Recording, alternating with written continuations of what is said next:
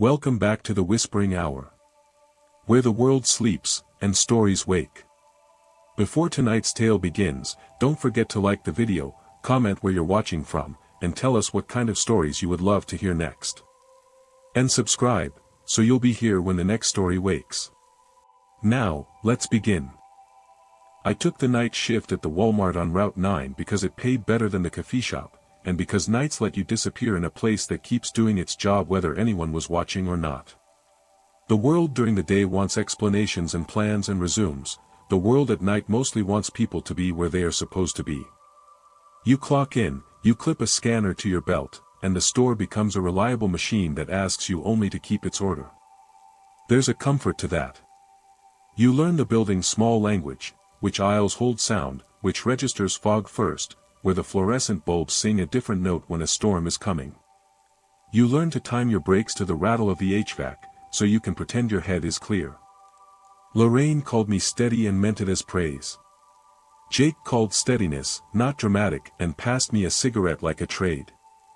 I liked being steady because it meant my nights were compartmentalized, work, then whatever life I could sneak around it.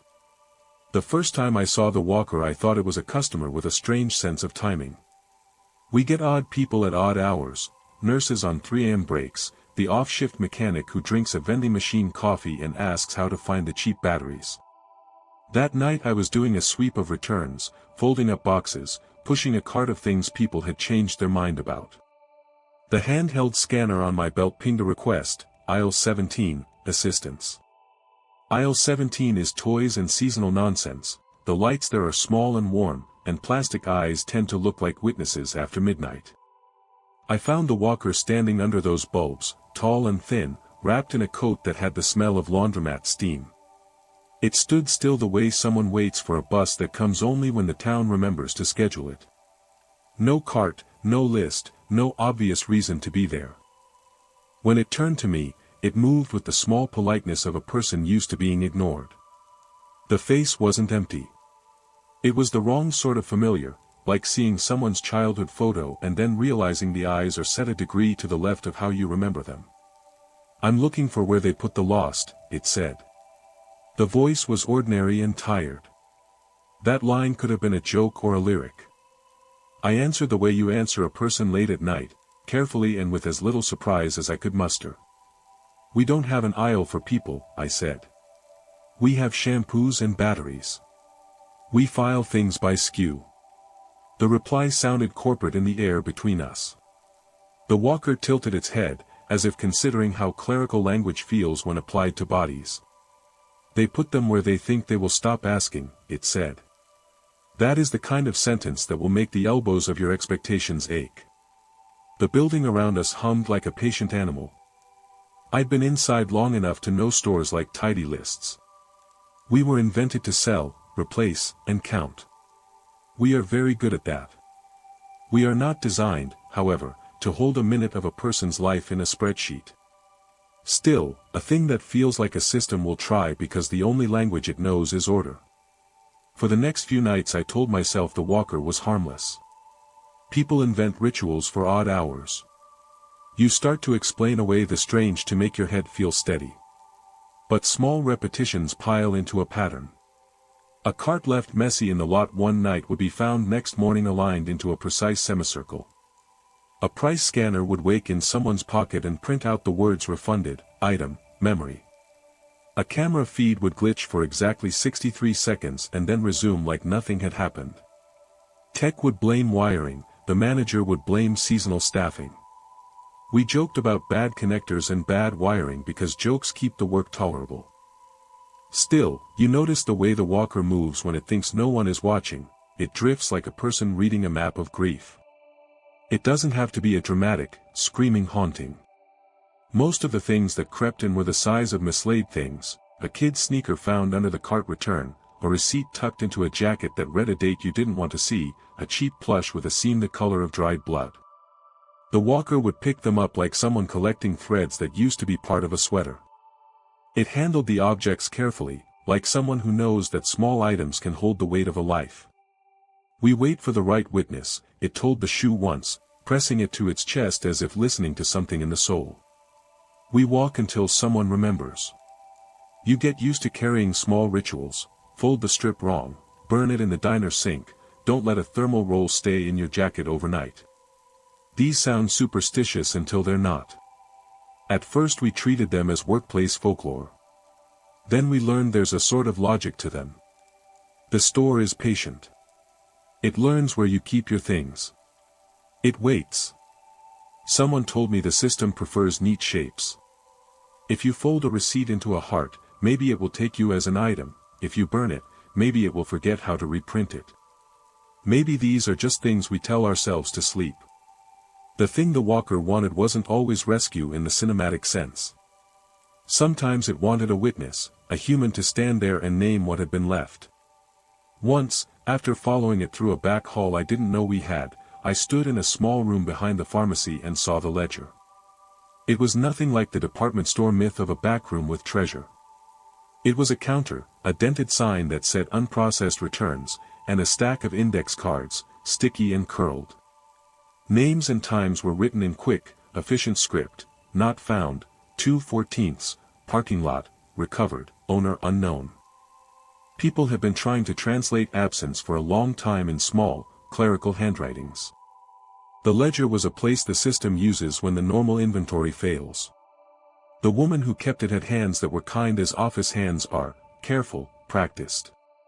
She told me the store is excellent at counting but terrible at naming. We file what we can, she said. We file it and we wait for someone to come and say the right thing. The right thing became a phrase that worked its way into my dreams. It meant the difference between a person being a line on a page and being a person again. It's easy to think that when you help once the universe will reward you with a singular closure. It's not like that. Telling the ledger the right story often encourages the ledger to trust you with another one. The more steady you appear, the more likely it is to hand you the next unfiled moment. That is the quiet coercion the building performs. The ledger needs witnesses who will accept its taxonomy. You think you are doing kindness. Slowly, you begin to participate in a system that prefers completions over complications, signatures over grief. One night after a long string of small returns, a lost wedding band, a phone without a case, a coat left in the dressing area, the scanner printed a slip under my palm: associate, witness, unprocessed return, 2:14 a.m. The font was the same as any other. The machine was efficient. It had my employee ID.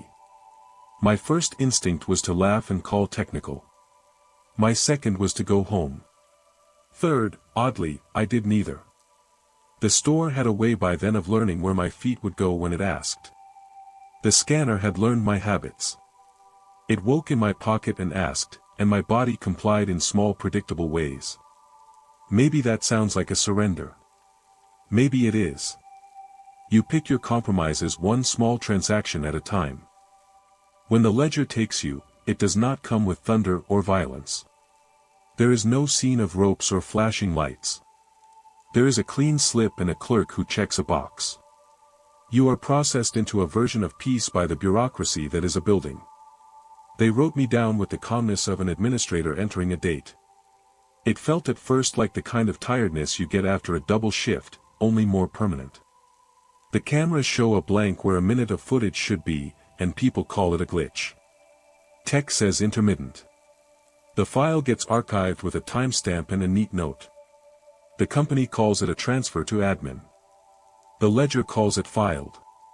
Life keeps moving, customers still buy their cereal, the milk still cools, the shift still changes over. That is the thing that makes it harder to explain. The world keeps selling you what you need while quietly shaping what you lose into a report. Sometimes the walker would come to my register and stand at the edge of the fluorescent glare and watch me like a patron watches a painter. It never begged. It never shouted. It moved like someone offering a job. "You have hands that know how to sign," it said once, as if that explains everything a person needs to be complicit. I don't know how much of this was real and how much my late nights made up to hold my nerves steady. But the ledger is real, the counter in the back, the crisp little slips, the handwriting of a woman who had learned to treat absence like paperwork. If you have never had to fill out a form to say a thing existed again, it sounds ridiculous. If you have, you know how clerks can be a kind of priesthood, careful, kind, and terrifyingly efficient. There were days I admitted to myself I wanted the ledger to end. I wanted the building to stop learning where we kept our slips. I wanted to be nobody's witness. So I started making small resistances. I burned strips behind the diner, yes, but I also started using a different route home, changing which aisles I lingered in, avoiding the back hall if I could.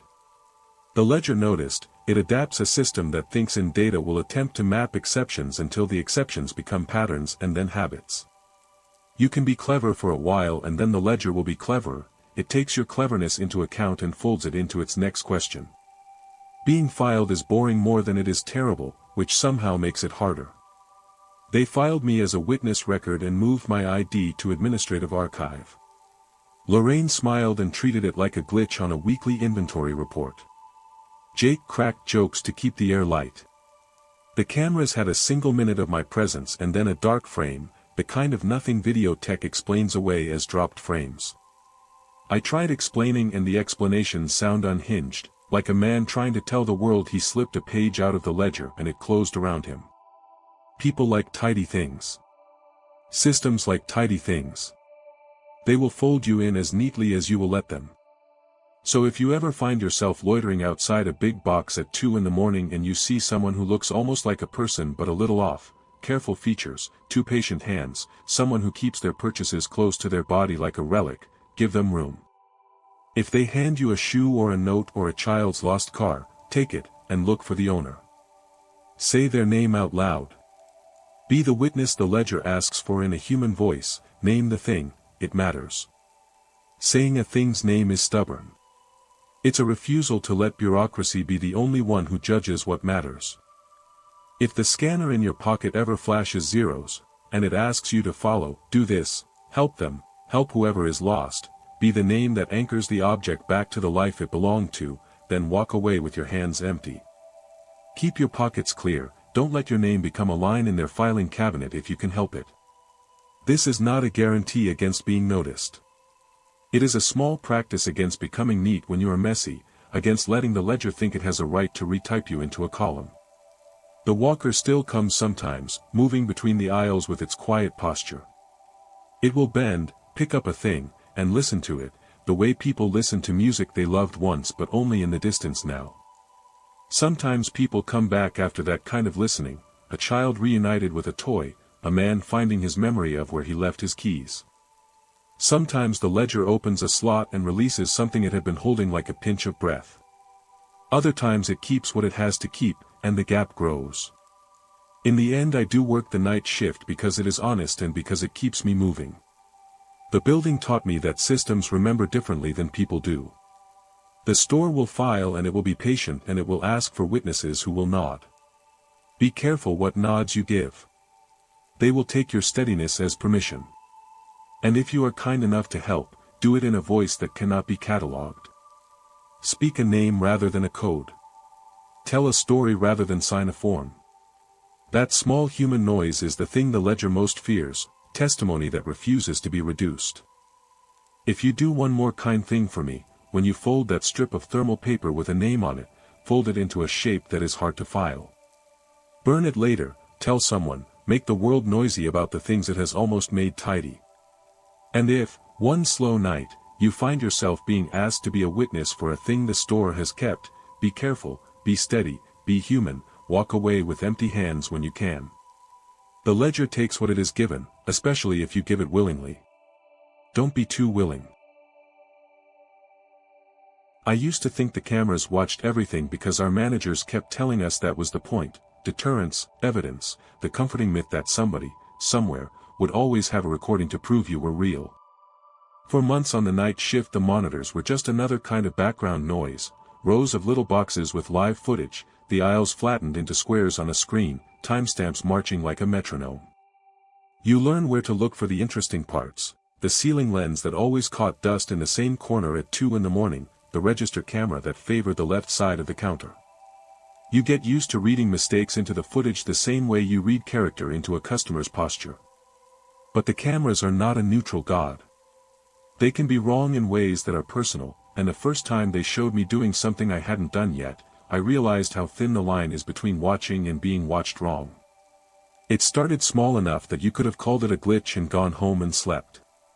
We were closing like any other night and I was doing the closing sweep in aisle 19, electronics and clearance, because inventory never sleeps if you have hands to hold it.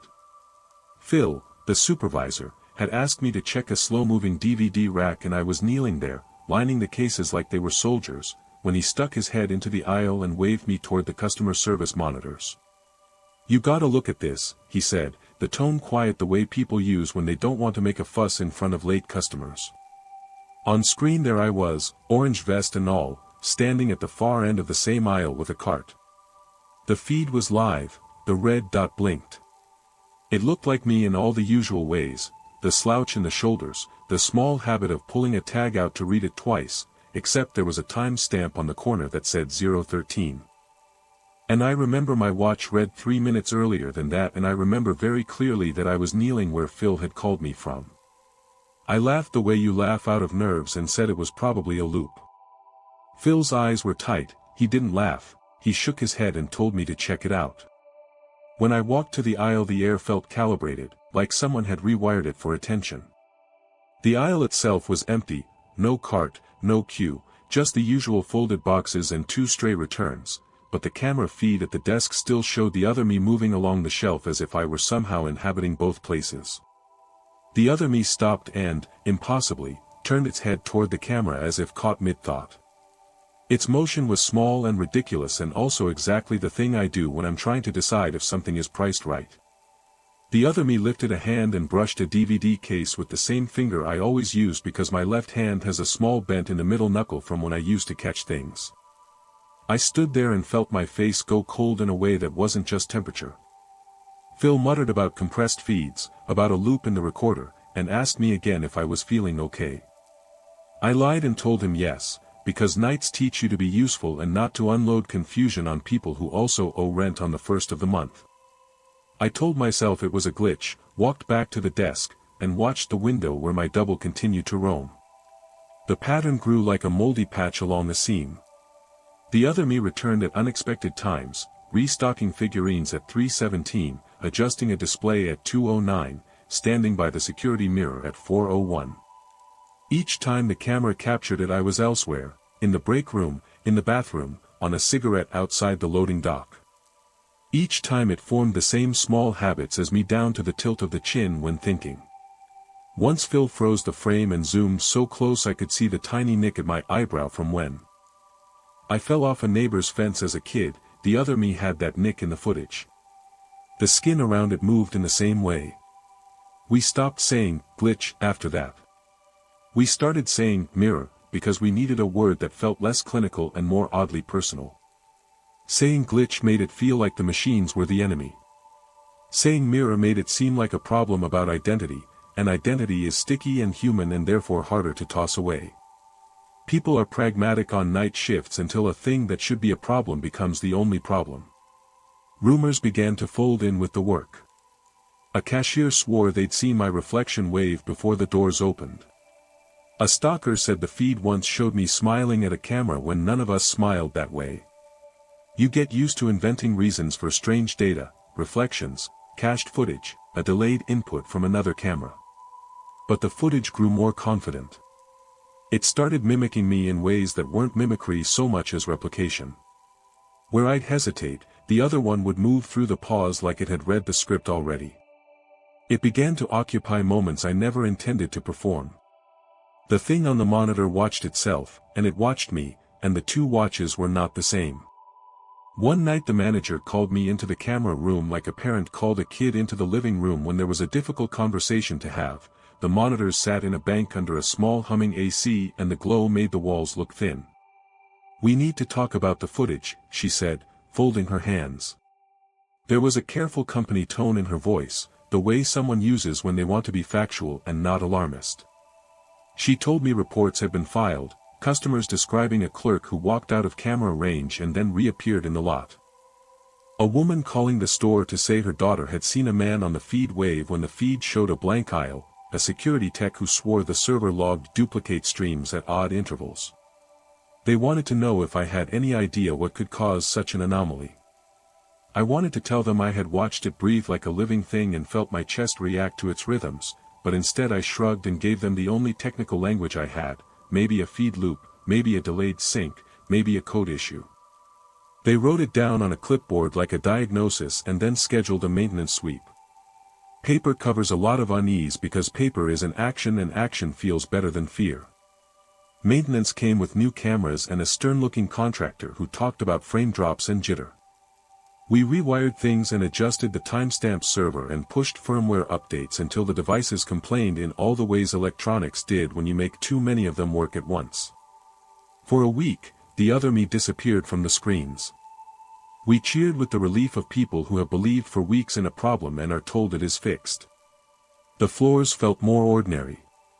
I slept a whole afternoon like a man fell into a chair and found his breath again. But as often happens, the clean fix lasted as long as it was allowed to look efficient. The other me returned when the building felt like it had nothing else to do but test the boundaries of propriety. By then the cameras had stopped being inert and started being accusatory. The other me began to make choices that felt designed to be watched. It would pause in front of the security camera just long enough to put its face in the center of the square. It would stand with its hands folded and stare toward the lens as if practicing a photograph. Once it bent and picked up a small object, a clear plastic cable tie, from the floor and shoved it into its pocket, and later that night I reached into my own pocket and found that same tie. Standing in the break room, with the monitors murmuring above us, I opened my palm and the tie sat there like evidence of a theft I had not felt. The idea that something on the other side of the feed could hand me back my things and still change them made me queasy. It meant the cameras did not merely record, they allowed a kind of exchange. We started to keep a log of mirror events because people like lists when they are being invaded by a pattern they can't name. The list grew: March 17th, IO19, double visible, March 20th, customer service displayed person when nobody present, for halves, DVD rack mimicry, for sevenths, monitor 12 shows associate smiling at camera.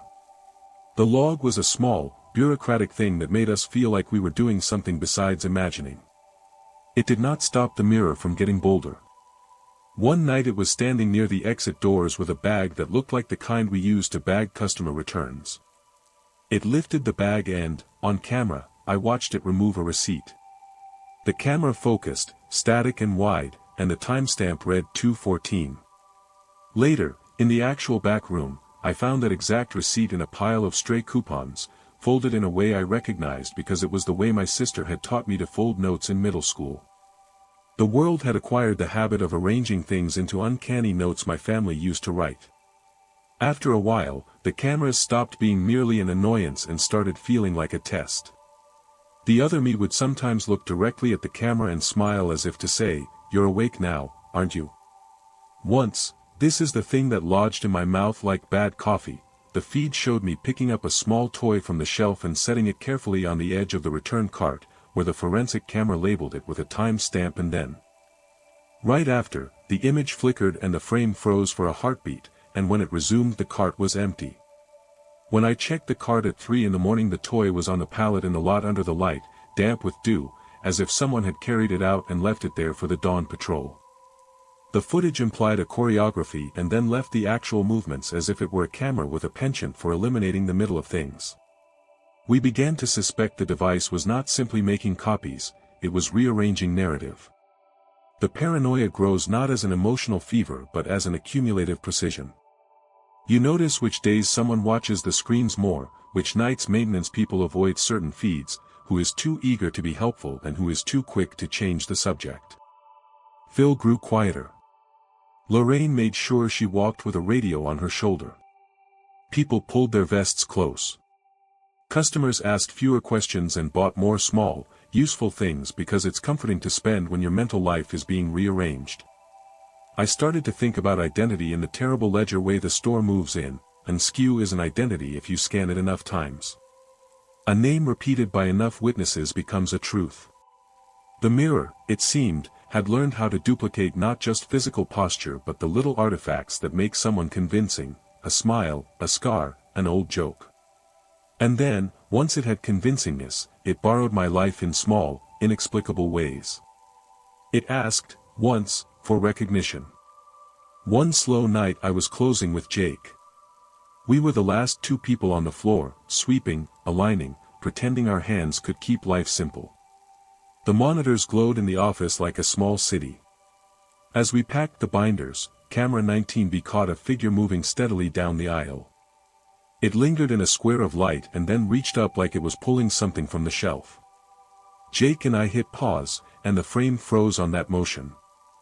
My hand extended, fingers just on an out-of-date boxed radio. For a full minute we stared at the still image because it looked like a portrait. The face in the pause looked calmer than I felt. The camera feed printed its timestamp at the bottom. I watched my own habits taped to a screen and felt very small. Then, against all the rules, because there are implicit rules about not stepping into camera frames unless you have to, I walked toward the aisle. If the camera had shown me standing there, if it thought I had been present in a way I hadn't, then maybe seeing with my own eyes would settle it. I walked the aisle and checked the shelf. Everything was exactly where it should be. No boxed radio on the floor. No handprint on the cardboard. The camera had a still and then a gap, and after the gap, the footage resumed with the aisle empty. But then the screen flashed a message at the bottom in plain, clean type, employee not recognized, system alert. It was the kind of thing you expect to see in an actual alarm system, not in a retail feed. The message blinked once and the monitor returned to life as if nothing odd had happened. Jake swore and said we should call IT. Phil shrugged and asked us to write a report. Lorraine sent an email titled, Security Anomaly, Review Required, and marked us for a meeting next morning. The message on the screen had the same clinical indifference as a weather report. You start to think, in those quiet hours, about the metaphors we use to keep reality manageable.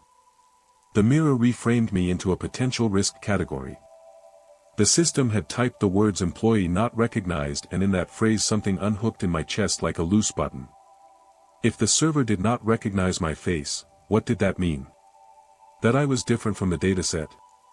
That my likeness had been duplicated so often the algorithm preferred the duplicate?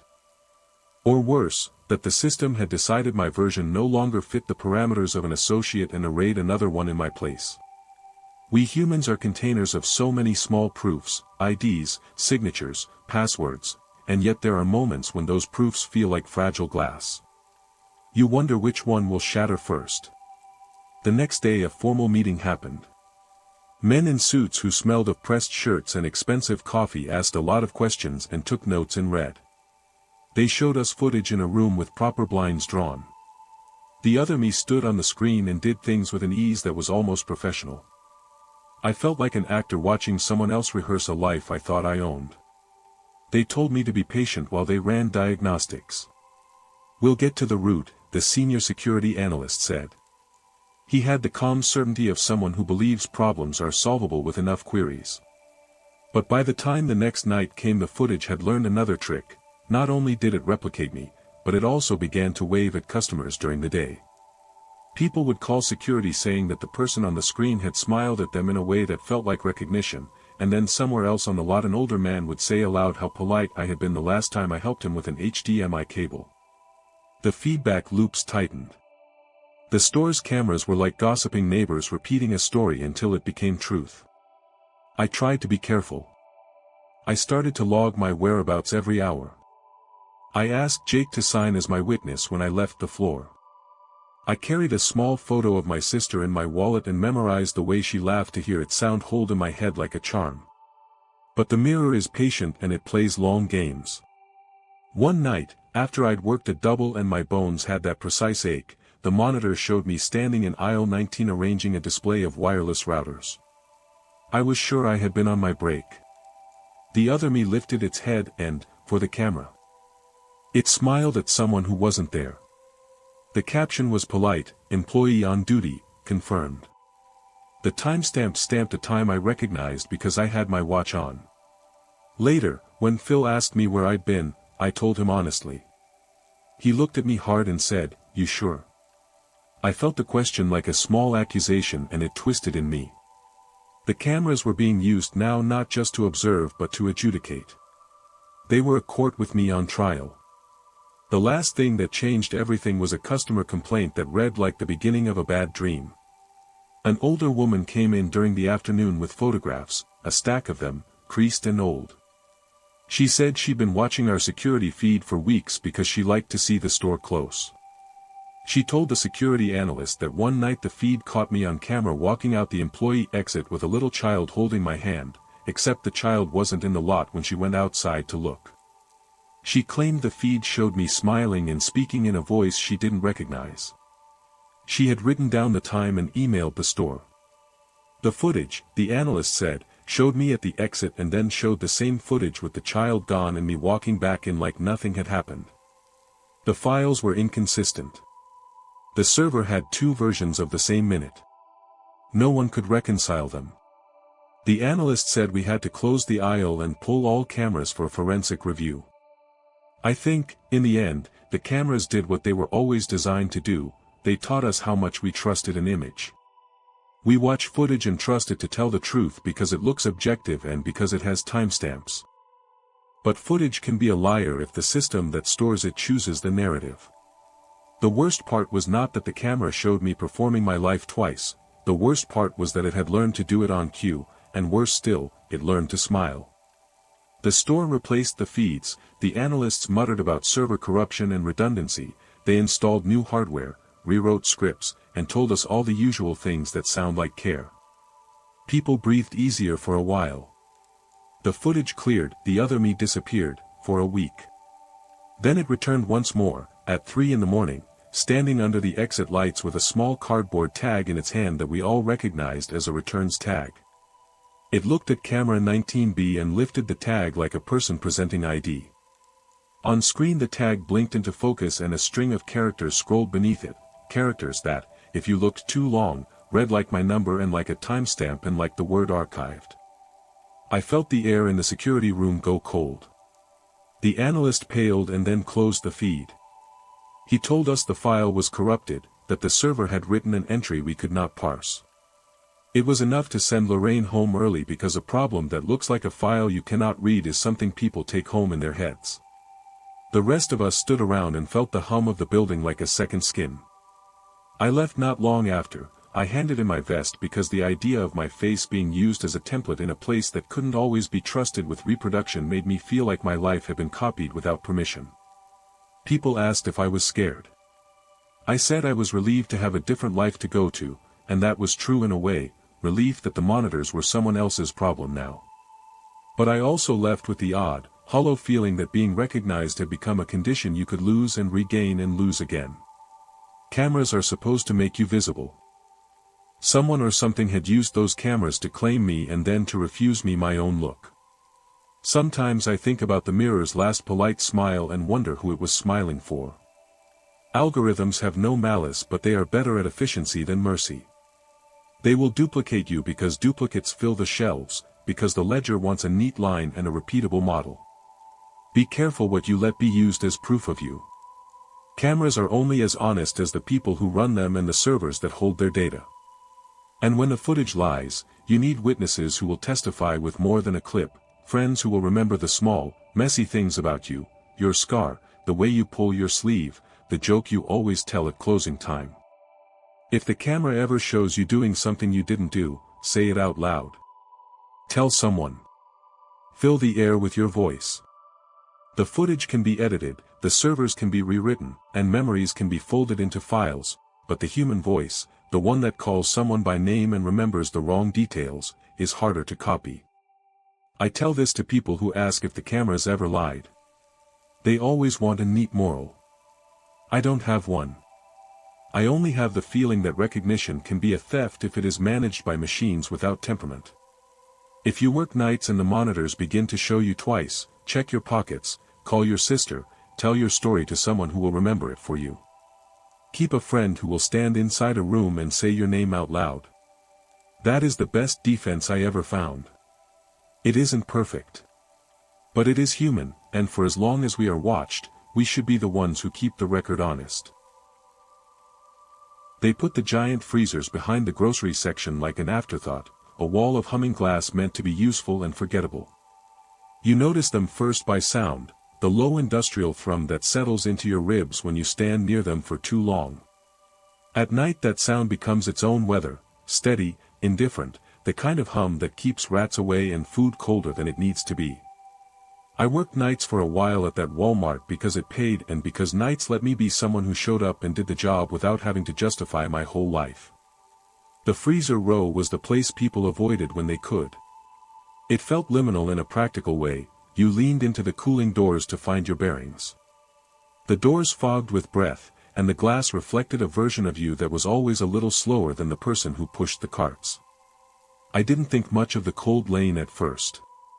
You learn the store's map in the first month, which end cap has the missing batteries, which register fogs on the left, which pallet typically caves in and needs tying down. The big freezers felt like an organ of the store, an honest one. But there were nights when that organ would twitch in a way that felt purposeful. It started with small things, an extra thawed box, a note on a pallet that said check backroom, a floor drain that seemed to be clearing slower than usual. The crew made jokes about the refrigeration techs being overworked. We laughed to keep ourselves sane.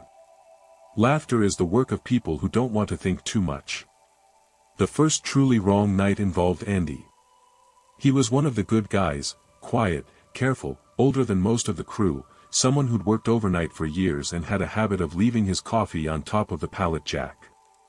He knew the freezers like a man knows his pockets. He liked the sensible tasks, rotate the stock, mark the dates, pull the oldest things forward.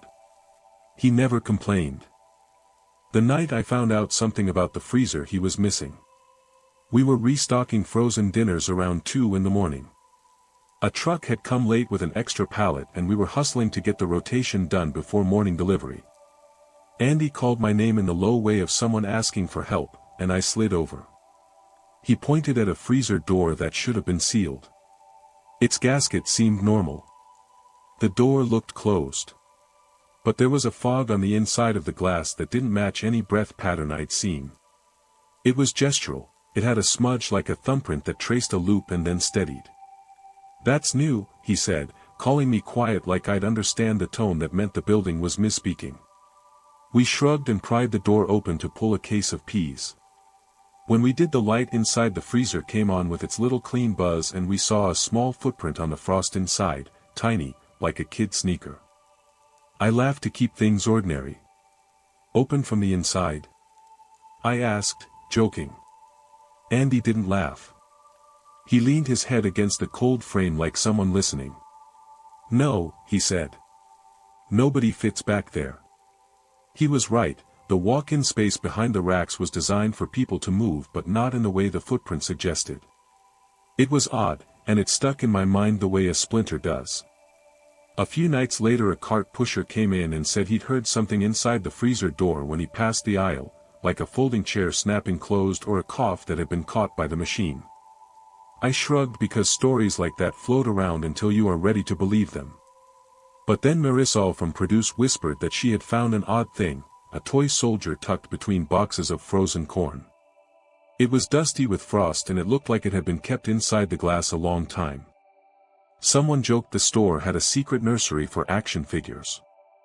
We made the jokes and moved the soldier to the lost and found, but the freezer kept doing little private things that made me feel uneasy in the way your skin goes tight before you sneeze. The turning point was when Jenna went missing. Jenna was brand new, 18, nervous, good hands for folding. We had trained her on the register and then on returns because the night shift tries to make everyone useful. She had been gone 2 weeks into her first month.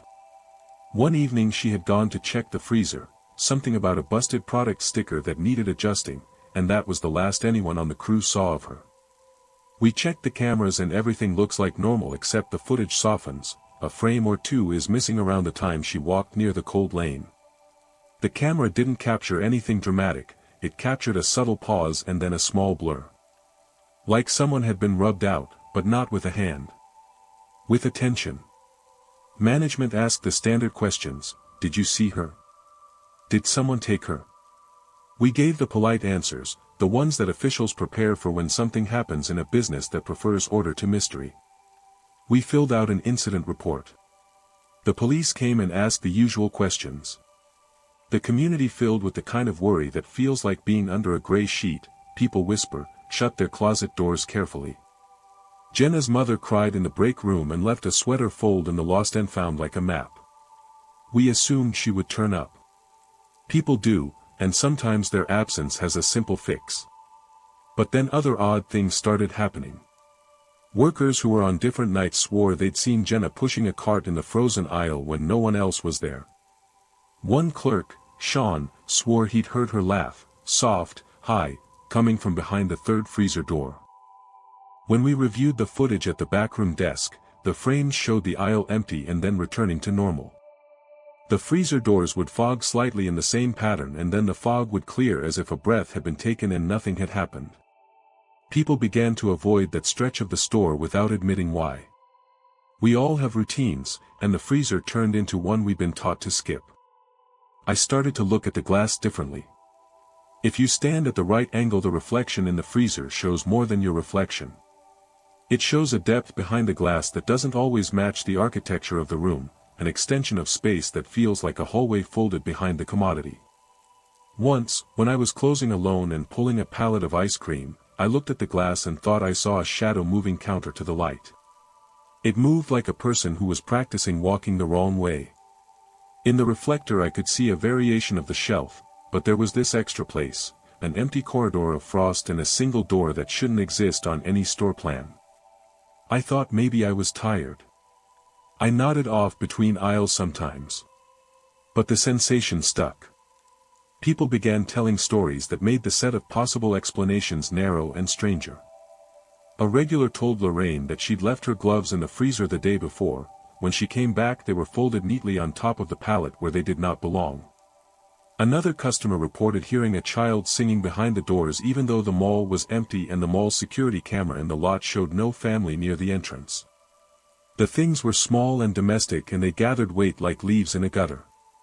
The building was behaving as though it had a memory of something in its cold belly, and it was calling people to it by objects that had once belonged to someone. We tried to fix it like we would any maintenance problem. We called the refrigeration tech. He came with his diagnostic meter and his clipboard and his polite confusion. The unit scanned normal, temperatures were in range, pressure valves all good. Ghosts don't show up on my gauge, he said, smiling because it was a joke and he preferred facts. We laughed to hide we were afraid. The tech recommended a full sweep of inventory and the cameras. A chief of operations called in a compliance audit that would make the freezer row buzz with paperwork the next week. Paperwork is a way to control space. We hope that if you log everything you can reduce mystery to margins you can put a line through. But the ledger of forms doesn't do well with the kinds of things that are less about theft and more about forgetting. One night, after the compliance audit, I stayed late. The rest of the crew left in a thin parade of goodbyes and orange glow from the parking lot. I was finishing a stack when I heard a faint knock, like something pressing on metal from the inside. The sound was so soft I thought I had imagined it. I paused and the hum of the freezers filled the moment. The hum itself seems to rearrange attention because it puts a low pressure on your ears. I walked down the aisle and stopped at the third door. The frost had a swirling pattern as if someone had traced letters into it and then rubbed at them with a mitten. I rapped back at the glass with my knuckles and the sound felt private. The knock answered. A drawer of rational things tried to open inside my mind, expansion and contraction with temperature changes, trapped pallet shrink wrapping, mice. But the next thing was human and particular. A small hand-shaped smear formed on the inside of the glass and then cleared like someone remembered to breathe. I don't know why I did it, but I opened the door and leaned in. Cold air slapped my face with that metallic smell of machines. The shelving inside created little caves of darkness between the frozen boxes where light from the aisle couldn't reach. For a second I thought I saw a shape step away in that shadow, pale as the frost. The thought of movement spooked me enough to step back. I closed the door, heart too loud in my throat, and locked it with the pad like the training said. Training did not include responding to frost smears or shadow footsteps. Training includes what to do if a customer trips. Training includes safe lift techniques.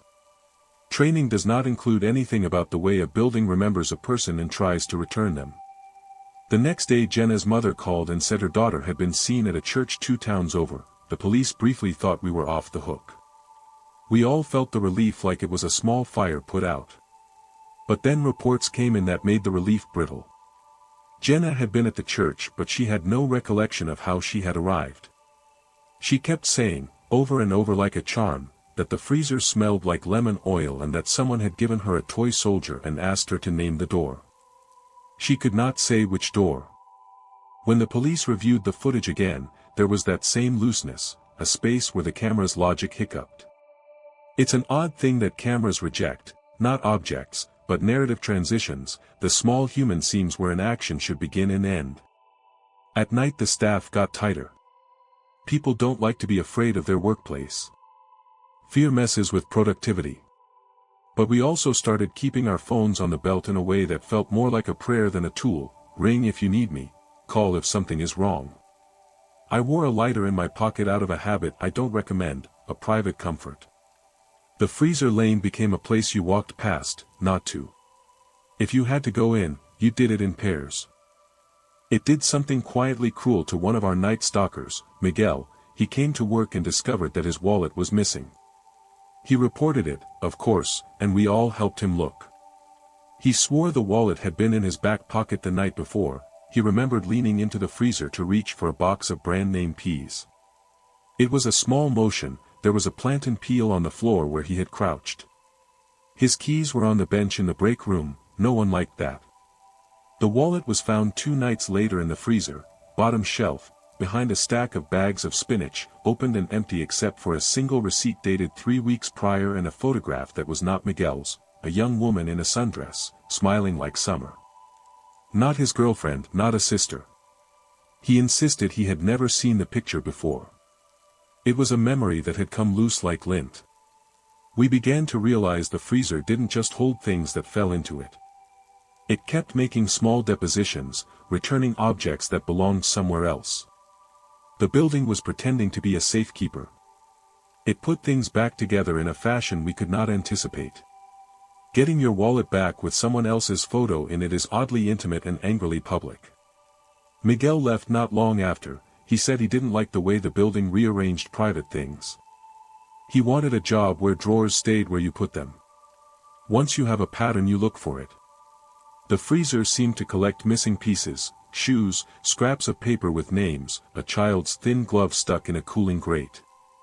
We set up a box for recovered items and wrote, "Freezer returns," in permanent marker on the front. The list of things people claimed from it read like a neighborhood ghost story: missing mittens, a wedding band once thought lost under the couch, an audio tape of a voicemail message that had been accidentally recorded years before. People would come in and be strangely grateful for such small recoveries, and the gratitude had the shape of existing things put back into place. But I also felt a pressure like my memories were under scrutiny, like any piece I helped return would require something of me as a ledger entry to balance. I started to check my pockets too often. In a late lull when the store had emptied down to the persistent hum, I followed the door pattern. I walked into the cold lane with my flashlight and put the beam along the freezer walls until the glare hit a rectangle of frost with an odd sheen.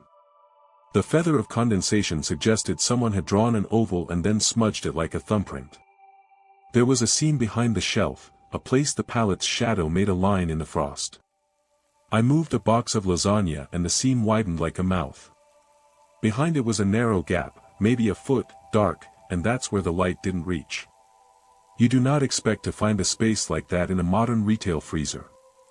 Plans are plans, architects have diagrams, thermostats are budgeted in monthly reports. This gap had the feel of being old and patient. I crouched and peered in, the breath fogged the glass on the inside. I felt foolish and then afraid, which is how fear starts when you have been taught to rationalize. I stuck my head forward and heard, softly, unmistakably, the sound of a child's voice humming like the end of a song. It was a small, intermittent sound, like someone testing a musical toy. I had enough time to pull back my head and blink and look for the origin. There was nothing. Just a seam of cold and a small darkness inside like space. Then, a hand, pale and frost-smeared, reached out and touched my knuckle on the glass from the inside. It felt like a cold pressure through a pain. I stood up so fast I knocked my knee. The light flashed across the carton fronts and for a second I thought I felt eyes on me. Like eyes that belonged to someone who used the freezer as a room and had a habit of being there. I flinched and the hand withdrew. I told myself to call someone, to make noise, to be adult and reasonable. I walked back to the break room and asked Lorraine to bring the maintenance keys. She came without fuss and when we came back the seam closed as if it had never been there. The frost on the inside of the door was perfect and unmarked. The flashlight showed nothing abnormal, the gap was gone. We inspected with torches and the refrigeration tech and an operations supervisor who liked videos of nothing to put in his reports, the gap did not reopen. That is the terrible smartness of liminal places, they close when you look. They are patient enough to wait for your back to be turned. The freezer had created and then hidden a small space. It had allowed a hand to touch a knuckle and then it folded the seam back into the wall. I left that night with the feeling that I had touched something and been touched in return, and it was a feeling you do not find language for in employee manuals. The next morning the lost and found had a little green mitten folded around a note, found inside freezer. No one claimed it. No child was reported missing. The chest tightened in my throat. We later learned that not all returns are gifts. Not everything that is held is meant to be given back, and sometimes things that are returned come with an aftertaste. A father came in months after his son had vanished from a McDonald's parking lot and asked if we had any footage. He had been through the district and the precinct and had his list, and we, being clerks with hands, showed him the freezer feeds. The clip froze for a second and then resumed, and in the pause, just for a heartbeat, there was a figure stepping out from behind the third door, and then, in the resumed footage, the child stood on the lot holding a plastic truck, eyes unfocused. The father stared at the monitor, and there was a sound like someone winded with sorrow. "We found him in the freezer," he said blankly. "We found him inside, but he wasn't the same." In that case the return had been partial, the ledger had given a piece but kept something else. I left the job after a winter that felt like too much cold pressing at the house. I handed in my badge because I could not bear the thought of another man in a jacket walking in and out with two calm hands. People asked if I was scared. I said I was tired. I did not tell them I felt like a place had asked me to remember, and I was not sure if I wanted my memories catalogued. The walkout was quiet, the kind of exit that people smile at and say good luck and mean it generically. Sometimes, on nights when I am awake and the city feels like mapped silence, I think about the freezer and about the seam I saw. I imagine small things still happening there, mittens arriving after years, small toy soldiers settling into crates of corn, the ghostly humming of a lullaby returning its last refrain. I imagine that the building still remembers in a way we have not learned to read. I wonder what it keeps and what it returns and at what cost. I hope the children it returns remember enough to be whole. I fret that sometimes what is given back is only a shell, and that the store, in its desire to tidy, cannot make whole what has been broken in life. If you ever find yourself eyeing the big freezer doors after closing, don't put your hand to the glass. If you must, knock politely and wait. Bring someone with you. Say the name of someone you love aloud before you step into that particular cold, because names do strange work, they anchor things. And if you ever find a small toy soldier on top of a pallet where it clearly does not belong, set it in the lost and found and write a note, "Found, freezer." We have no better rituals than honest records, but also, burn a slip of paper if it asks you to remember something that costs you more than you can afford. Keep your pockets checked. Keep the people you love close enough that you can say their names again and again until the ledger cannot take them without someone else noticing. The store has a memory, and it is not cruel intentionally. It is only thorough. It will file, and sometimes it will return. Be careful how eager you are to be useful in a place that counts everything. Sometimes a freezer returns what it finds with good intention, and sometimes the cold only gives up fragments. You can choose whether you want to be the one who livens the ledger or the one who protects what cannot afford to be rewritten. Either way, take a flashlight, wear a jacket, and don't go looking alone. There are things you can forgive a store for, forgetfulness is not one of them. The freezer keeps its secrets in the hum. It will always be there, a wall of blue light and frost, an organ that holds more than you expect. Sometimes, when the snow is heavy and the roads are empty, I drive by the strip mall and the lights shine like watchful eyes. I think about the third door and the hand on the glass, and I imagine the seam still breathing under the frost. I imagine the soldiers still standing at attention on pallets of peas and corn, and I wonder which of them is waiting for a kid who knows his name, and which are props for the ledger's next tidy entry. If you ever work nights and the freezer offers you something back, be glad, be careful, and be sure to say the name of the person it remembers before you let it go. I took the overnight at the Walmart off Route 9 because it paid the rent, and because night shifts let you slip out of a life you hadn't yet built and into work that didn't ask for explanations. Days wanted resumes and plans and the kind of energy I did not have at 23. Nights wanted steadiness, patience, and a willingness to be useful. You clock in, they clip the cracked scanner to your belt, and you learn a new map, which aisle swallows sound, which register fogs first, which light starts to hum when a storm is coming. That map keeps you alive in small ways. You develop superstitions like people develop playlists, little rituals that make the job tolerable. We called that steadiness responsibility. Lorraine called it an asset. Jake called it not dramatic. I liked being dependable because it meant the rest of my life could stay messy and I could still be someone who arrived on time. The first time the scanner woke me for something that wasn't a price check, I thought it was a glitch. We had plenty of glitches, price tags that printed as a string of zeros, handhelds that misread barcodes, cameras that flaked for exactly 15 or 63 seconds and then resumed like nothing had happened. We joked about bad wiring and bad luck. Humor is how you keep terror at arm's length in a place that sells everything except certainty. But that Thursday after the rain, the scanner lit in my hand and displayed a code I didn't recognize, zeros in a row, and a line that read, price check, 000, description, memory. It was as if the machine had learned a new dialect overnight. I rebooted it twice, fed it a proper skew, scanned a real lamp to convince my brain I was dealing with tech. The lamp read fine. The zeros stayed printed in my mind like a blank line waiting for a name. There was a woman waiting at the seasonal end cap, a small basket looped over her arm though it held nothing.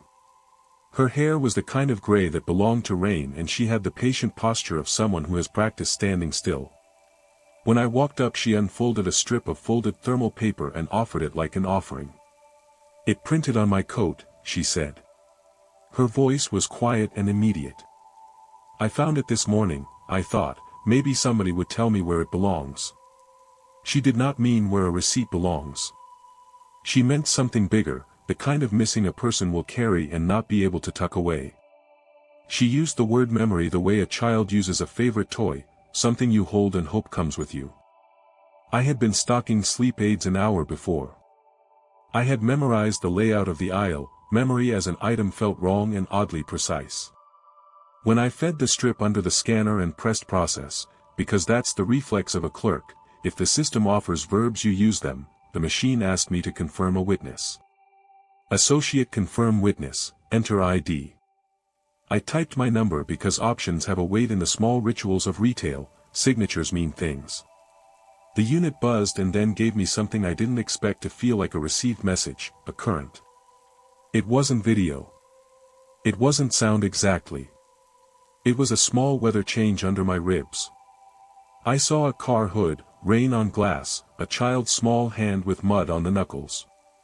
I felt the hitch of someone's breath in a way that had nothing to do with my own lungs. The woman closed her eyes when the sequence finished and then clutched the strip to her chest like a small animal. "Thank you," she whispered. She left with her empty basket and an ordinary gait, as if a missing thing had a more manageable slot now. That should have been the end. A clerk helps a customer, a system archives something, someone goes home lighter with grief slightly rearranged. But systems like to be trained, they like habits. The scanner began to wake when I passed aisles it had no business caring about. It came alive with zeros, with options, with gentle demands. Some nights it printed a name and beneath it "do not reshelve." Some nights it printed refunded, item, memory. And the more I processed, the more my own edges thinned in ways I would not fully see for weeks. At first it was small, the color of the diner's coffee seemed slightly off, the cadence of the cashier's joke arrived a half-second late like a lagging feed. I told myself I was tired, that my brain had learned to prioritize the stories of others so that my own started to blur. You do that a lot when you give pieces of yourself away without asking the price up front. We started keeping small rules: burn it if you have to. Fold the receipt wrong, don't carry a thermal strip in your pocket overnight. We made the actions sound like folklore so we could keep control. When the scanner spits out a line you don't like, you fold it into a shape the system does not prefer. It's petty, it's human, it helps, but the ledger is patient. It waits and it learns where you keep your rituals and what pattern your leaving forms.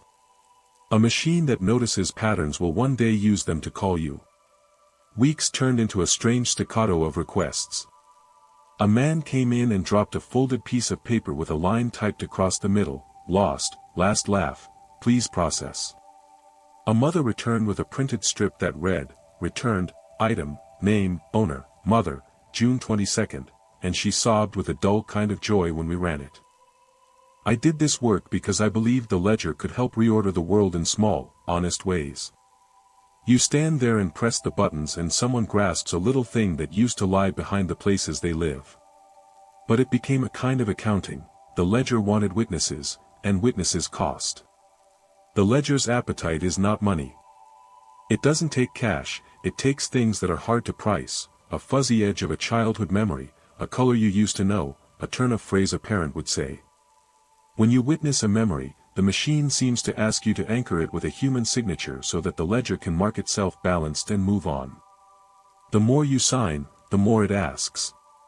It translated absence into a column and then asked for a balancing entry. You do that for someone because it feels noble and useful. But nobility has a physical weight when a machine expects you to pay. One night, in the back room where the ledger stacks its index cards, the clerk, a small, competent woman who smelled of tea and printer ink, showed me the box marked unprocessed returns. Inside were cards with lines typed neat and small: missing, 10/19, NO receipt, recovered, owner unknown, returned, item, voice, owner, mother. I thought, like a fool, that a paper counted as mercy. She told me the ledger keeps these things until a witness signs. We hold them for a while, she said, folding another note. Sometimes someone comes. Sometimes no one does. Either way, it waits. There was an offhand generosity in what she said: paper as a temple, and yet an explanation I could not get comfortable with: the building operates like a bureaucracy that thinks it can contain laws with ink. I told myself I'd stop early. That I would refuse if the ledger asked for me again. But the ledger had learned my steps by then. It would call when it knew I had the longest stretch that night, when my eyes were a little tired, when my resolve tended to wane. It would print my ID number on my handheld. Associate, confirm, witness required. You can balk and hand the device to a manager, you can lie about a sick mother, you can refuse. A few of us tried. The machine would not accept delegation. It feeds your name into a slot and the human signature is non-transferable. The system wants your name, it wants your body to press the same buttons and say the same words. That's how it keeps learning whom to ask next. And then the cost rose from invisible to a presence in my life. Tiny things that anchored me began to fade. The exact tune my sister used to whistle when she made toast frayed at the edges. A joke my dad told at every Thanksgiving slipped its punchline into mist. I misremembered the shape of the dent on my best friend's car. Those were small losses, noteworthy only to a man inventing reasons to be miserable. I tried to ignore them and then started cataloging them in a small notebook, as if tracking erasure would stop it. It didn't. I found, folded behind a receipt in my jacket, a printout of a memory I didn't recognize that read, processed, November 14th, Associate 314, Witness. My number. I had not signed for that one. I had not remembered that I had. The scanner is patient. It learns. It will sometimes act without your conscious permission if you have trained it enough. The ledger's calculus is obscene because it asks, in the name of mercy, that witnesses donate parts of themselves. A man came in one night with a strip that said please return, item, last day, owner, unknown, and he looked like a man who would trade anything to have one more morning with someone he had lost. I processed it. The memory came through me with the brutal grace of a film. I felt the man's hand in mine, and then, in the space where I had kept a small piece of childhood clarity, a corner of my own past peeled away. It was subtle at first, the shape of a face, the precise sound of a car door closing. Then one morning I could not call to mind the color of my mother's teacups. I tried. The image slid to nothing, the way your hand misplaces a glass and it tricks you into thinking it is just behind the sink. There's no dramatic villain in all this. The ledger is not a person with malice, it is an apparatus designed to make disorder obedient.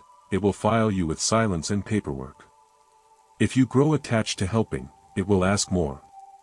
It learns the contours of people, the ones who are steady, bored, financially bound to the shift, the ones who feel needed. You become valuable because you are willing to give your attention and sign the lines the system needs. You sign for another mother's laugh and the machine asks, politely, for a scrap of your own. People call this martyrdom when someone else tells the story of it later, but inside it looks more like habit. At some point I stopped telling myself I could control the ledger. That's when the ledger asked for me. The slip that printed that night in the break room said, unprocessed return, associate witness, 2:14 a.m. It felt like a sentence my body disagreed with. I felt a pressure under my ribs, a small hum like a printer warming up. I could have walked out. I could have thrown the device on the desk and left it. But leaving is heavy. You have bills, you have habits. You have co-workers who treat you like a node and a life that depends on stable hours. The ledger banks on those chains. It will ask when it knows the cost will be paid. We do not get kidnapped in broad strokes, we are absorbed into the ledger in forms soft enough to be mistaken for routine. There is no rope. There is a slip and a clerk who checks a box. There is a timestamp logged and a soft circle of light where a frame used to be on the camera. You look younger that night, or older, or unchanged. You sleep in awkward shifts and you wake up with the feeling that something is missing precisely where you used to keep it, an anecdote, the details of your childhood cat's name, the exact angle of the porch rail. The ledger files you away in an entry that looks bureaucratic and kindly. Lorraine smiles and writes it down as something administrative. Jake jokes and says some device went mad. You want to shout but it comes out like a cough. And people keep shopping. The milk gets restocked, the kids still toddle past the toy aisle, the store hums its old false cheer. Afterward you learn to live with a ledger line like a scar you refuse to show. You have a new relationship with your memory, you speak stories aloud more often because saying them aloud seems to hold them in place. I started calling my sister at odd times and asking mundane questions about dishes and music, because saying her name helps the sound stay. Sometimes it works. Sometimes the ledger is patient and returns what it borrowed when it can balance the books, sometimes it keeps the things it needs. That is the dark arithmetic of a machine that has been made to manage the mess of human life. If there is a mercy in my story, it is this: people still come in after midnight and leave a little relieved when someone helps them. That relief is true and it matters. I do not want you to think the ledger is all bad because it has given back joys as well as it has taken. But you should know the terms. When you sign, there may be a cost, and the cost is not always obvious until it's paid. If you ever work nights, and your handheld wakes with zeros and asks you to process a memory, think hard before you press confirm. If you say yes, be sure you have a friend who will witness for you sometimes, so the debt is shared. Fold the slips wrong. Burn what you can. Speak the names aloud before you hand them to a machine. And one last, blunt thing: when the scanner in your pocket blinks your employee number back at you with a line that reads unprocessed return, associate witness, check your pockets before you do anything. Remember what you cannot afford to lose. Protect it stubbornly. Keep your hands empty when you walk away from the counter.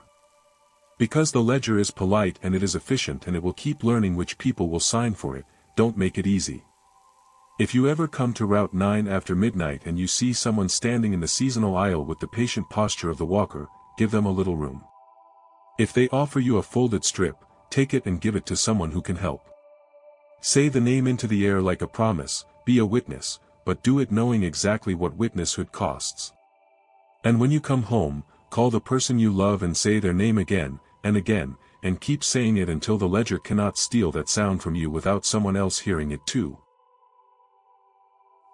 They started printing that order the same way the store prints everything else, quiet, obedient, on a small thermal roll that curls like a sleeping thing when it cools.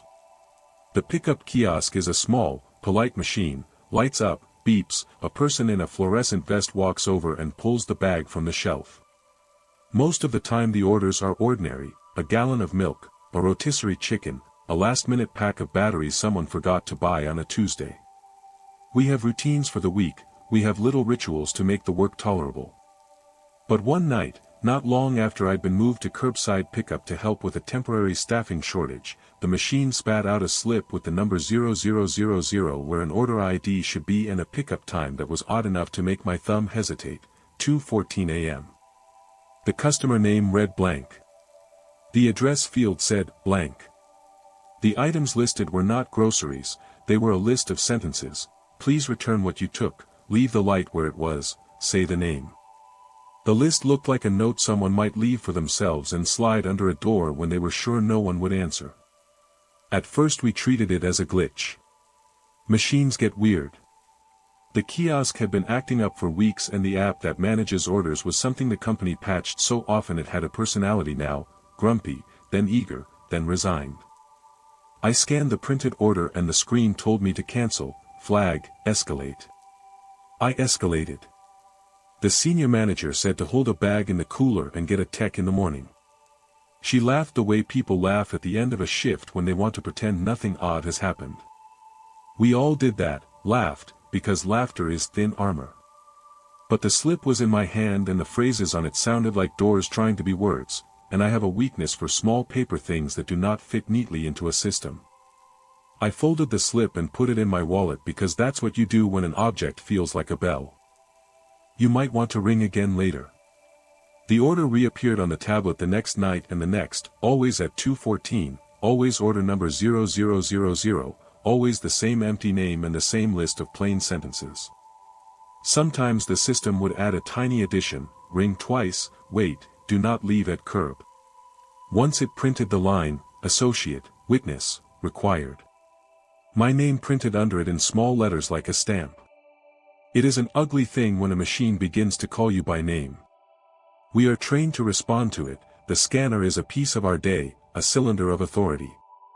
At first I thought somebody was playing an elaborate joke.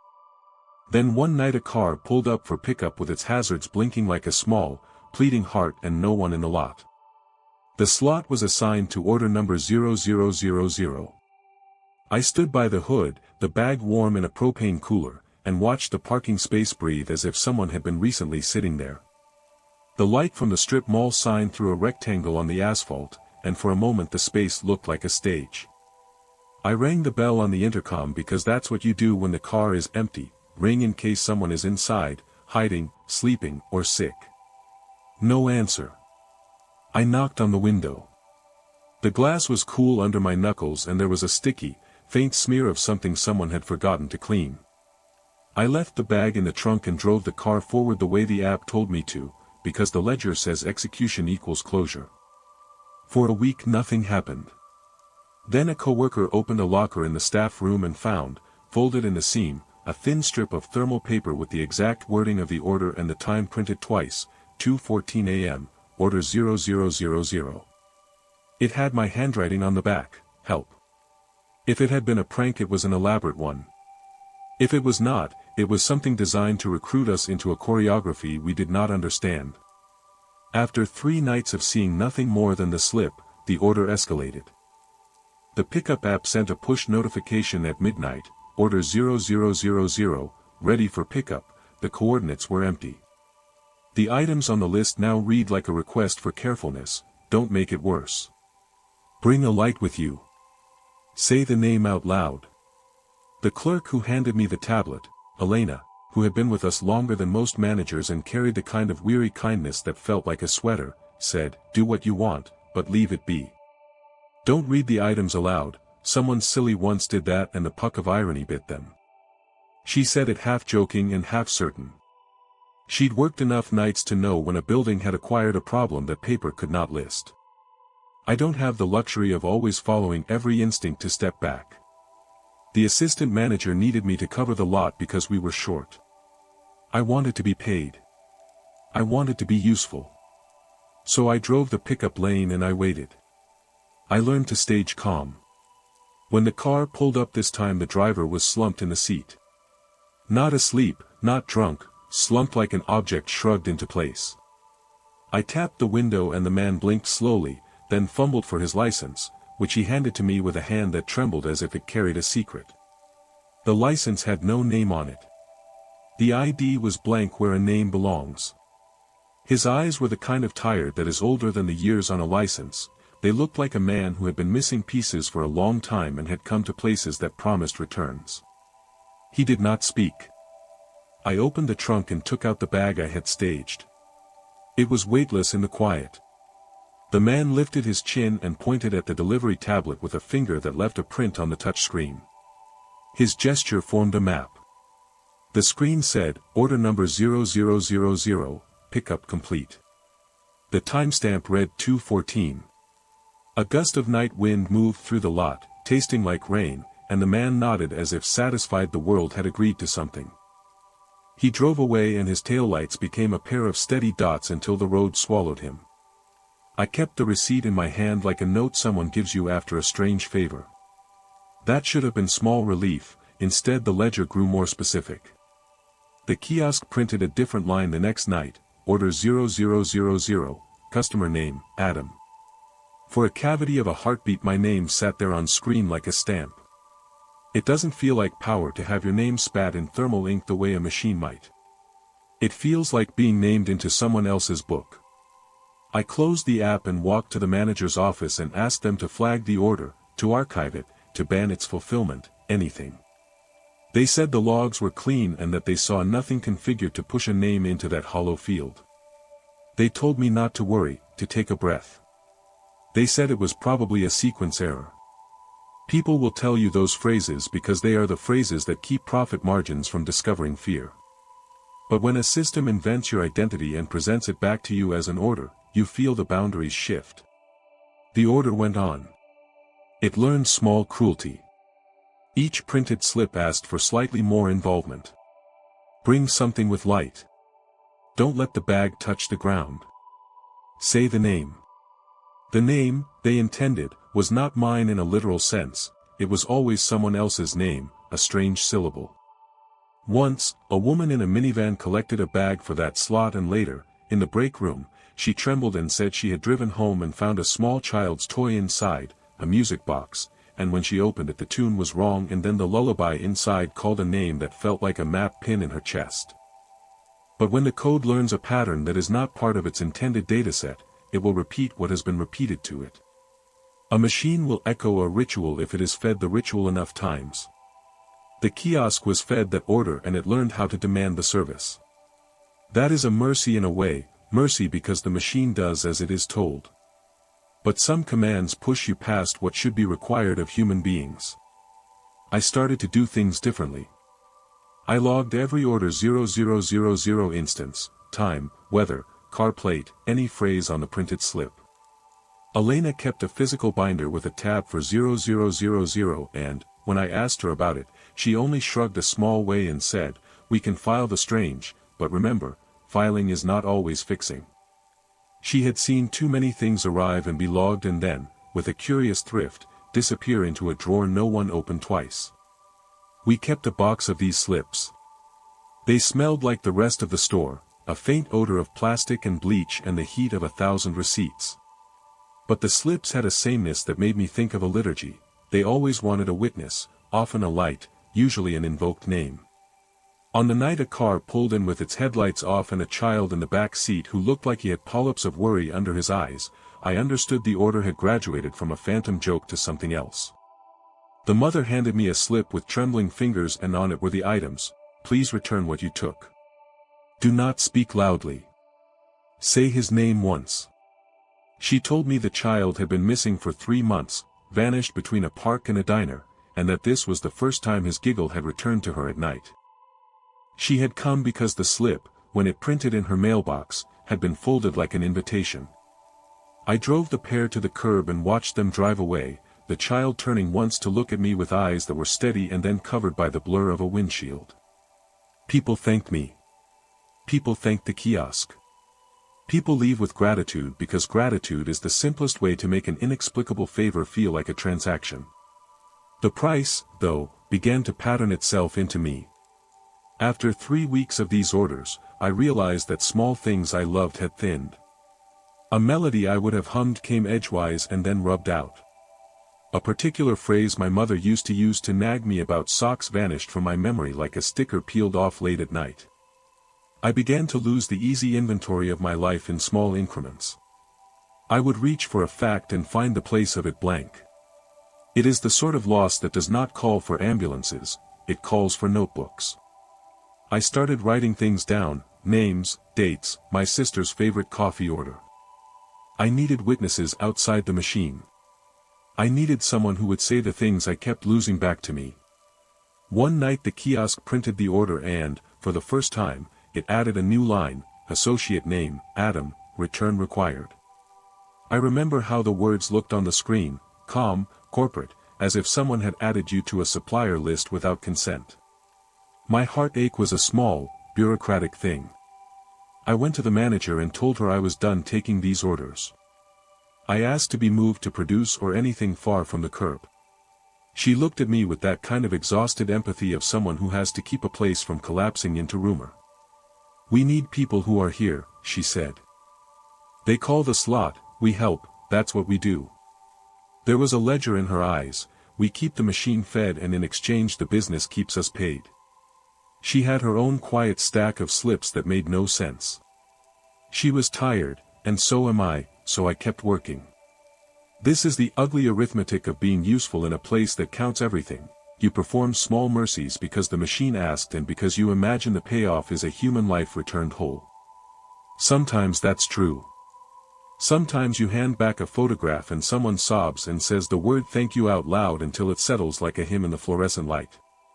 Other times you sign a tablet and later find that a corner of your memory is lighter, a color you loved has thinned, a laugh you remember poorly. People will tell you to draw a line. People will tell you to be careful. I learned to take a friend with me when the slip printed, to say aloud the names I wanted to keep, to bind my memory into circles of human witnesses. There is power in the collective testimony, the ledger may ask, but witnesses can refuse the terms the ledger writes. We found that out slowly. Eventually the company updated the software after enough regional managers complained and enough customers filed strange reports. They pushed a patch that blacklisted null order IDs and suppressed unusual content in pickup notes. For a few nights the kiosk printed only ordinary orders, frozen pizza, milk, a bouquet for someone's anniversary. The quiet felt like a pause. People relaxed their shoulders. I slept later and more easily.